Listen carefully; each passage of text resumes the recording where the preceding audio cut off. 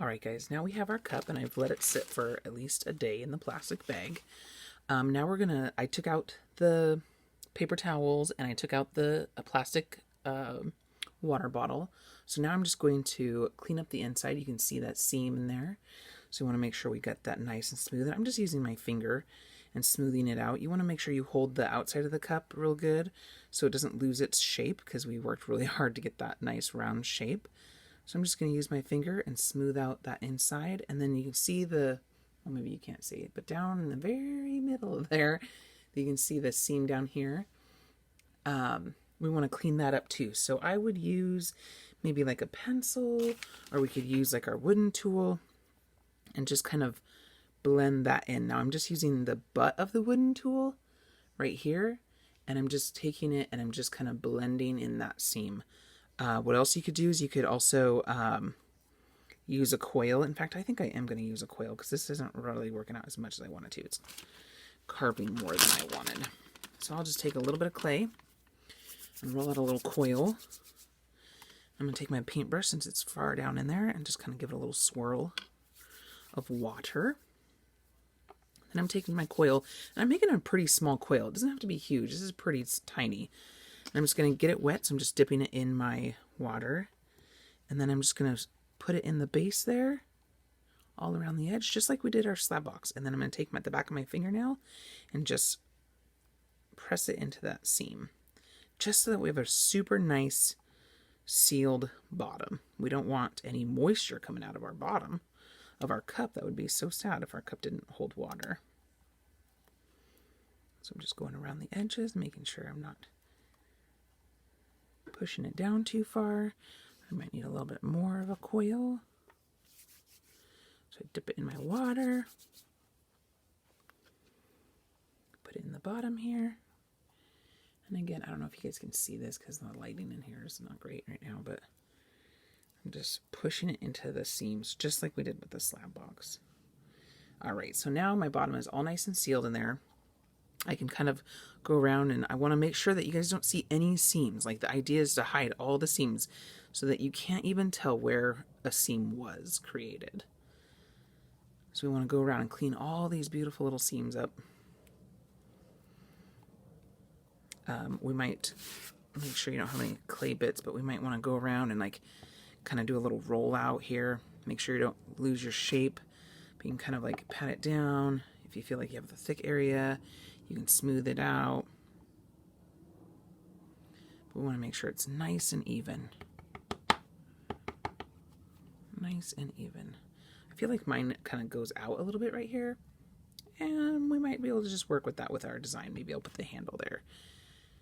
So sometimes you can make happy little accents work out for you. Now, I don't like a big giant rim like this for my coffee cups or my cups.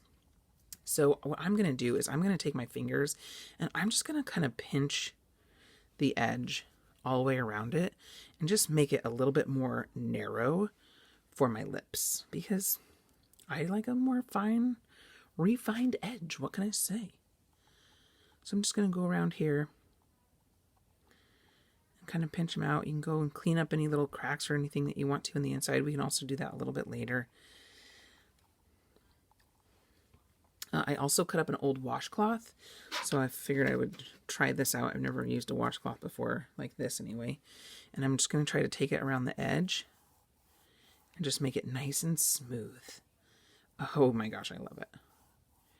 So I just cut up an old washcloth. You could cut up like an old t-shirt, an old sock, whatever works for you guys.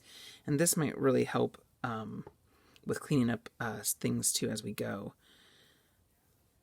So I just wanted a super nice, even, round edge for the top of my cup. So it's going to be super smooth. See how much smoother that is now? Oh, I'm loving it. Loving it. And then you can go around, and if you want it to be thinner, you can make it a little thinner. Like I said, I just wanted my edge to be just a little bit nicer than it kind of squared off with our coil there. Okay, so now I got a nice, beautiful edge, a nice thin lip here. And I can play with it as I go a little bit more too. But what I really want to talk about this time is making a handle. So I'm going to make 2 different handles for you guys, because I always like to make at least 2 handles when I'm making a cup. Because what if you like one more than the other? Or what if one breaks as you're trying to adhere it? So I'm going to start off with just a coil for this one. And you guys can hear it's kind of thunking. It's because I'm a little uneven here. So I'm going to roll it out as a coil. Now, I kind of want this to be a little bit more like a tree branch is what I'm kind of, or like a tree trunk is what I'm kind of thinking for this one. So I'm going to leave it a little bit on the thick side. I might even take my butter knife here and I might maybe cut it in half at the top here and kind of make it like two little tree trunks. So I'm going to kind of round those edges off, making it hopefully look more tree-like. And I'm just playing around here. I did make a sketch of my zoo mug like I told you guys to, and mine was going to be something prehistoric like a pterodactyl, and so I was thinking of like trees it might be along with that. And I was thinking kind of like in my brain I get kind of like a safari kind of looking tree, so I want to just kind of make maybe two pieces that come off here like this maybe, and then this part would kind of come down some way or shape or form, and maybe maybe I'll do like another sectional, but maybe I'll make it like 3, and maybe I'll make it look more like roots coming out there or something. I don't know. I'm just kind of playing at this point. I'm not really sure how this is going to work out. But like I said, I make a couple handles just to make sure what's going on. So when we add a handle, we're going to need to shape it first. So I'm thinking something similar to this, and then maybe that comes down here.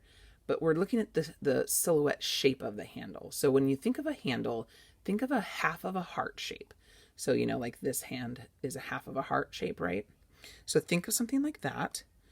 So I think I like that shape just like that. So I'm going to take my cup out of here, and I'm going to place this somewhere safe where it can stay in that shape. So I'm going to actually do this face down like this, like that, but I'm going to do it off camera. But I wanted to show you guys how I was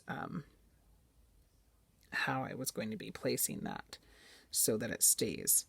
And then the other type of handle that I'm going to show you guys is a slab handle.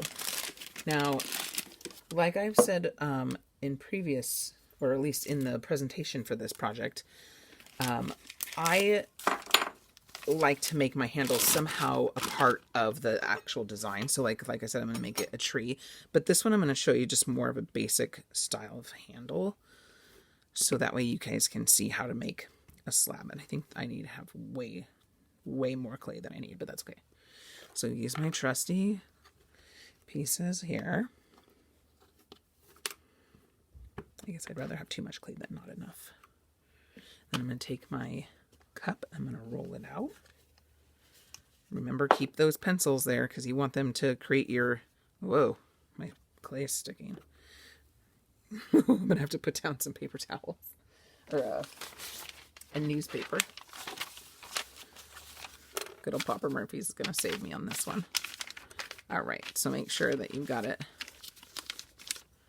in between those pencils. And then roll it out nice and even here.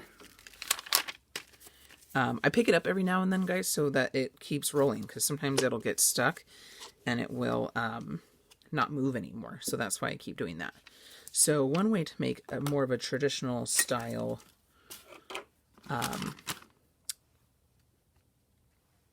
handle out of a slab is that you can take your ruler and you can just kind of mark the edges. So that, actually that's kind of big. Okay, let's not do it that way. We're going to actually measure. I know how much you guys love measuring, right? So I'm going to just take and make a straight edge.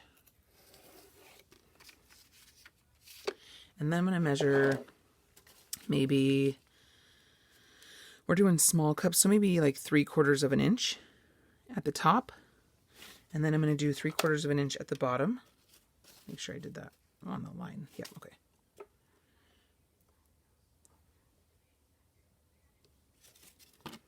Okay, and then I'm going to take my ruler and use it as a straight edge again, just like it is intended to be. All right, so there is just a basic straight handle, but we don't want just a basic straight handle. That's boring, right? So what we're going to do is we're going to taper this, because handles typically aren't just a piece here. So what we're going to do is we're going to take our 3/4 of an inch down here, and we are going to actually divide it into half. So what's half of 3/4 of an inch? So let's take off 1/8 of an inch here and 1/8 of an inch here. I think that looks good. We don't need to get crazy. Okay, so now what we're going to do is we're going to take this and we're going to just line it up with that edge and up here. And we're not taking off a ton, just enough to give it a little bit of shape, so it's not just a straight piece. And then we're going to do the same with this side. We're going to line it up on this edge and then that line there. And like I said, that's just going to give us just enough of a taper that's going to make it look like a nice intentional handle instead of just a straight boring handle. Okay, so now what I would do is, nobody wants to be cut with the edges, right? So now you're going to I'm just going to take my fingers and kind of just dull that edge. Just kind of make it a little rounded off there. And then again, you're going to want to think about, do you want to add texture to your handle? Do you like the texture that it is? Where's my little piece of fabric here? I'm just going to take my fabric and kind of go across it. And it kind of creates a texture in itself. Okay, and then again, I'm going to need to set this aside. So I want to figure out my shape that I want for it. It's always easier to clean your handles, guys, before you shape them and before you lay them down. We got a little bit of divot here, so I can kind of clean that up, but I probably won't even use all of this, so I'm not going to worry too much about it. But like I said, clean up the edges before you try to adhere things, and it's going to make things a whole lot simpler, because it's easier to do that in your hand than it is to when it's already attached to a piece. I'm going to set that down, get my cup back out. I was being too efficient. All right, so I'm going to do my half heart idea again, and then like I said, I think I have plenty of clay. Oops. Plenty of clay. So a lot of times what I can do is I can set it on the sheet here, and then I can decide the shape I want it. So there's my half heart, right? And then I can put my cup up here and go, okay, yeah, that's a pretty good shape. So I'll leave a little extra clay here for attaching it. So it's going to attach to the side of my cup like so.